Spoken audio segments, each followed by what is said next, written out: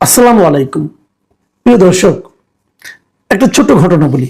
আজকের ঘটনা, ইফতারের আগে আগে আমি আমাদের গলিতে আমি থাকি কলাবাগান এলাকায়। তো গলিতে গিয়েছিলাম একটু ফলমূল কিনতে ইফতারির জন্য তো ওখানে যার কাছ থেকে আমি কিনছিলাম তিনি আমাকে চেনেন, এই এলাকায় থাকি যেহেতু। উনি আমাকে বলতেছেন, স্যার আমাদের এমপি সাহেব তো ভাইরাল হয়ে গেলেন। আমি বললাম, ভাইরাল হয়ে গেলেন মানে? ওইখানে আপনি দেখেননি বিকালকে কি বলেছেন, সারা দেশের মানুষ এখন ওনাকে চিনি। আমি বললাম, ভালোই তো, এমপি সাহেবকে চেনেন। আচ্ছা, উনি কি এই তাপস সাহেবের চেয়েও ভাইরাল হয়ে যাবেন? তো উনি একটু রসিকতা করে বললেন নাকি সিরিয়াসলি বললেন, আমি ঠিক আসলে বুঝতে পারিনি। আমরা যারা ধানমন্ডি এলাকার, এই এলাকা ধানমন্ডি কলাবাগান এই এলাকায় থাকি একসময় এখানকার এমপি ছিলেন শেখ ফজলুর তাপস, বর্তমান এমপি হয়েছেন বিএনপির শেখ রবিউল আলম, দুজনই শেখ আছেন। তো এই রবিউল আলম সাহেবের কালকে, উনি বড় মন্ত্রী, কিন্তু মানে প্রথমবার এমপি হয়ে উনি এত গুরুত্বপূর্ণ 3টা মন্ত্রণালয়ের দায়িত্ব পেয়েছেন দেখে আমি একটু খুশি হয়েছিলাম, একটু গর্বিত হয়েছিলাম যে আমাদের এমপির হাতে এখন এত দায়িত্ব, সড়ক, রেল, নৌ পরিবহন, অনেক কিছু তার হাতে। তো এটা আমাদের জন্য একটা গর্বের ব্যাপার।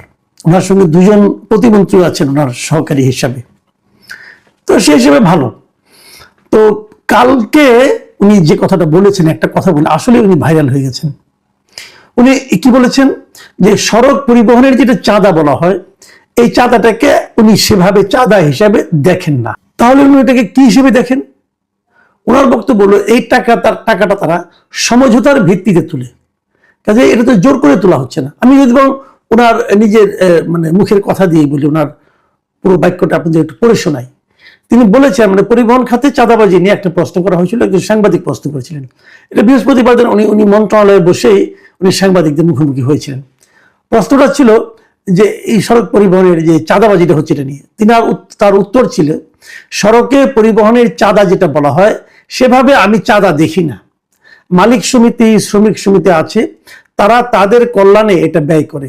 এটা অলিখিত বিধির মতো। চাঁদা আমি সেটাকে বলতে চাই যেটা কেউ দিতে চায় না বা বাধ্য করা হয়। মালিক সমিতি নির্দিষ্ট হারে টাকা তুলে মালিকদের কল্যাণে ব্যবহার করতে চায়।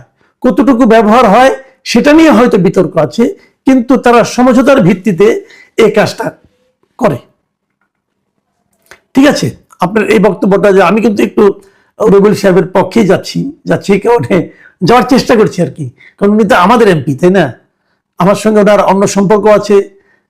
আমরা বিভিন্ন সময়, বিগত সরকারের আমলে, আওয়ামী লীগ সরকারের আমলেও আমরা বিভিন্ন টেলিভিশন টক শোতে পাশাপাশি বসতাম, এবং উনি খুব লজিক দিয়ে কথা বলেন।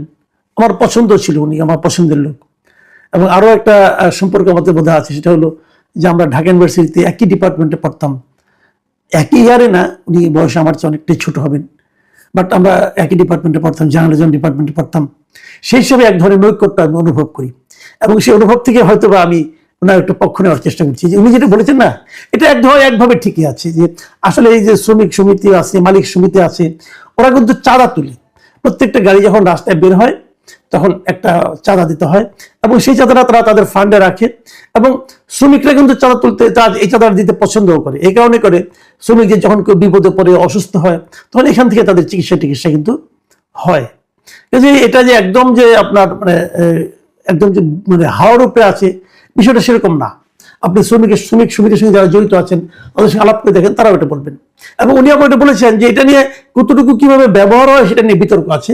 এটাও ঠিক আছে, এটাও আমি অস্বীকার করি না, কারণ যারা নাকি দায়িত্বে থাকেন তারাই কিন্তু অধিকাংশটা বেড়ে দেন। যেমন শাহজাহান খান সাহেব ছিলেন এক সময় আওয়ামী লীগের মন্ত্রী, উনি কিন্তু দীর্ঘদিন ধরে এই মানে শ্রমিক সমিতির একজন লিডার ছিলেন। এবং এক সময় আমরা যতটুকু জানি আমি যে এই শ্রমিক সমিতির যেটা আছে, এখানে আবার কোনো দল নাই, কিন্তু এখানে আওয়ামী লীগ, বিএনপি অথবা বামপন্থী দল, এরা সবাই মিলেমিশেই এই সমিতিগুলো চালায়। যাই হোক, ওনার এই বক্তব্য একদিকে ঠিক আছে, আবার আরেকদিকে ঠিক নাই। আরেকদিকে একটা ভয়ঙ্কর বিপদ ঘটতে পারে ওনার এই বক্তব্য থেকে, এবং আমি বিপদটাই বেশি দেখি। দেখুন, চাঁদার কোনো শেষ নেই, কিন্তু চাঁদা যে কেবল শ্রমিক সমিতি এবং মালিক সমিতি তুলে তা না, কত ঘাটে যে চাঁদা দিতে হয়। আপনি গাড়িটা রাস্তায় নামাবেন, নামানোর সঙ্গে সঙ্গে আপনাকে চাঁদা দিতে হবে।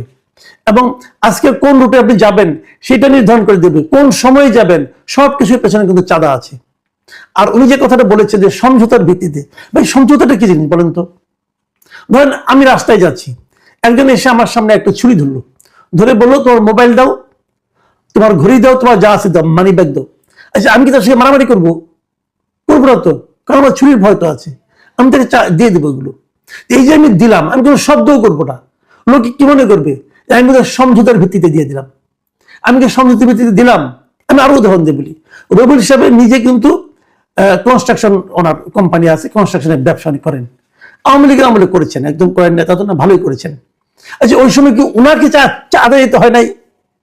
চাঁদা না দিয়ে উনি ব্যবসা করতে পারছেন আওয়ামী লীগ আমলে? পারেন নাই। এবং এই যে আওয়ামী লীগ আমলে চাঁদা দিচ্ছেন, এই চাঁদা দেওয়া নিয়ে উনি কি কোনো জায়গায় থানায় যে মামলা করছেন যে আমার কাছ থেকে চাঁদা নিয়েছে? করেন নাই। তখন করলে উনি ওনার ব্যবসা করতে পারতেন না ভাই। উনিও এটা সমঝোতার ভিত্তিতে দিয়েছেন। যত লোকে চাঁদা দেয়, যে কোনো কাজ, আপনি কোনো কনস্ট্রাকশন কাজ করতে যান, একটা বাড়ি বানাতে চান, আপনাকে চাঁদা দিতে হবে। আপনি মন খারাপ করে দিবেন, কিন্তু আপনি এটা নিয়ে হইচই করবেন, করলে তো আপনি কাজই করতে পারবেন না। পরিবহন খাতের চাঁদার কথা বলি, আপনি মনে করেন টেকনাফ থেকে তো আমাদের অনেক মালামাল আসে, মিয়ানমার অনেক আসে না? টেকনাফ থেকে একটা আমি কিছুদিন আগে, মানে আওয়ামী লীগ আমলের কথা বলছি, ওই সময় একজন, মানে আপনি এই যে ভোক্তা অধিকারের যেটি ডিরেক্টর ছিলেন, তিনি বলেছিলেন, একদিন ওপেনলি বলেছিলেন যে ওখান থেকে একটা ট্রাক মাল আনতে, টেকনাফ থেকে ঢাকা পর্যন্ত আনতে তারা 24-25 হাজার টাকা নেয়। এত টাকা কেন? তখন তারা বলছিল যে অনেক জায়গায় তাদের চাঁদা দিতে হয়, চাঁদাই চলে যায় কয়েক হাজার টাকা। এই চাঁদাটা কিসের? এই চাঁদাটা কি সমঝোতার ভিত্তিতে দেয়? হ্যাঁ দেয়। সমঝোতার ভিত্তিতে চাঁদা না দিলে সে ব্যবসাই করতে পারবে না। রেট হয়ে গেছে, আপনি অমুক পয়েন্টে এত টাকা দিবেন, তমুক পয়েন্টে এত টাকা দিবেন, পুলিশকে এত টাকা দিবেন, সব সমঝোতা।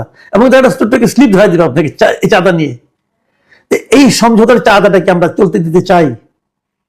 আমরা কি নতুন সরকার পেয়েছি, এই সরকারের কাছে কি আমরা চাই যে তারা এভাবে সমঝোতার ভিত্তিতে চাঁদা চলুক, এটা অনুমোদন করবেন?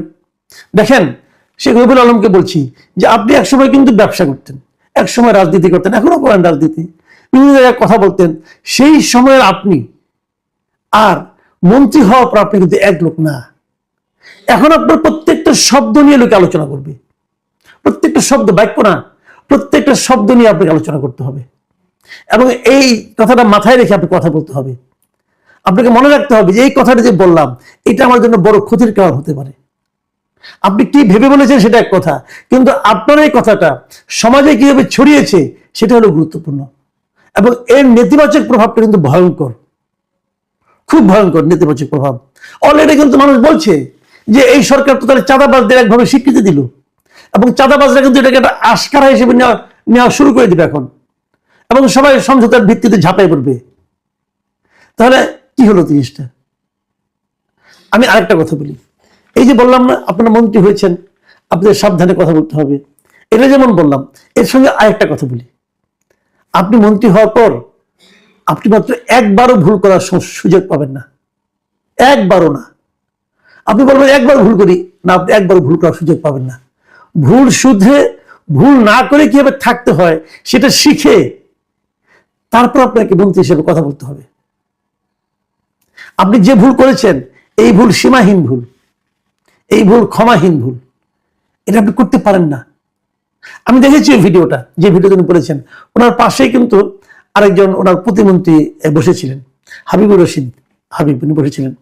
উনি যেন কি এটা বলার চেষ্টা করছিলেন, কিন্তু আমাদের এই শেখ রবিউল আলম ওনাকে থামিয়ে দিয়ে নিজে কথা বলেছেন। উনি কি বলছিলেন, আমার মনে হয় উনি এইভাবে কথা বলতে চাইতেন না। তো এটা হয়, এই সমস্যাগুলো দূর করতে হবে আমাদের। কিন্তু পাশাপাশি এই যে কথাটা বলে আপনি ভুল করেছিলেন, এই ভুলটা কিন্তু আপনাকেই শুধরাতে হবে। আজকে শুক্রবার ছিল, হয়তো বলতে পারেননি, আপনি কালকে যখন অফিসে যাবেন, যে আপনার প্রথম দায়িত্ব হবে এই ভুলটা শুধরানো। যে এটা আসলে আপনার সরকারের দৃষ্টিভঙ্গি নয়, আপনি কি বোঝাতে চেয়েছেন সেটা। আপনি কিন্তু ওটা নিয়ে আবার পিড়াপিড়ি করেন না যে না আমি ঠিক বলেছি, সবাই ভুল বলেছে, সাংবাদিকের ভুল বুঝেছে। এই পিড়াপিড়ি যত করবেন তত কিন্তু আওলা বাঁচবে, তত কিন্তু আপনি জটিলতার মধ্যে পড়ে যাবেন। অনেকে তো বলবেন যে আমি ওনাকে পরামর্শ দিচ্ছি এই কারণে। কাউকে ডিফেম করা ভাই আমাদের কাজ না। আমরা একটা সুস্থ সামাজিক পরিবেশ চাই, আমরা একটা চাঁদাবাজ মুক্ত সমাজ চাই। কোনো চাঁদা চলবে না। যেমন আমিও কিন্তু চাঁদা দিই, ধরেন আমি প্রেস ক্লাবের মেম্বার, আমি কিন্তু প্রেস ক্লাবে চাঁদা দিই, ওরা আমাকে একটা রিসিপ্ট দেয়, এটা হলো চাঁদা। আর ওখানে যেটা হয় ওটা চাঁদা না, ওটা হলো ডাকাতি। তো আপনি চাঁদার কথা বলে কিন্তু প্রকারান্তরে ডাকাতিটাকে জাস্টিফাই করছিলেন। ডাকাতি থামাতে হবে, চাঁদাবাজিও থামাতে হবে। আপনি যখন চাঁদা দিবেন তখন আপনি অভিযোগ দিবেন, রাস্তায় কেন দিবেন? রাস্তায় কেন চাঁদা নিতে হবে? চাঁদাটা আপনি যদি মালিক সমিতিতে দেন, তো মালিক সমিতি যাবে, যে সেখানে যে চাঁদা দিবে, রাস্তার থেকে কেন উঠানো হবে? রাস্তায় গাড়ি থামাই টাকা নেওয়া হয় না? নেওয়া হয়। শ্রমিক সমিতি নেয়, মালিক সমিতি নেয়, পুলিশ সমিতি বলা যাবে না, পুলিশরা নেয়, নেয়। তো এগুলো থামাতে হবে।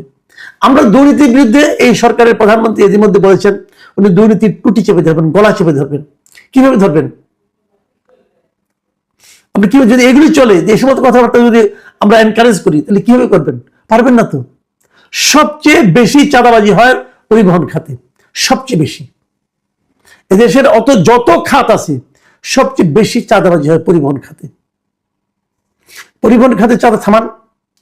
প্রধানমন্ত্রী যদি মনে করেন যে উনি আসলে দুর্নীতি গলার টিপে ধরতে চান, তাহলে আমি আপনাকে বলবো, আপনার উচিত হবে পরিবহন খাতের যে মন্ত্রীরা আছেন তাদের সবাইকে ডেকে বলেন যে পরিবহন খাতের চাঁদা 1 মাসের মধ্যে একদম স্টপ করতে হবে। আপনারা যদি পরিবহন খাতের চাঁদা স্টপ করতে পারেন, থামাতে পারেন, এটার প্রভাব, ইতিবাচক প্রভাব যে কত জায়গায় পড়বে চিন্তা করতে পারবেন না। দ্রব্যমূল্যের উপর পড়বে, দ্রব্যমূল্য অনেক কমে যাবে। চাঁদাবাজি ভাই থামাতে হবে।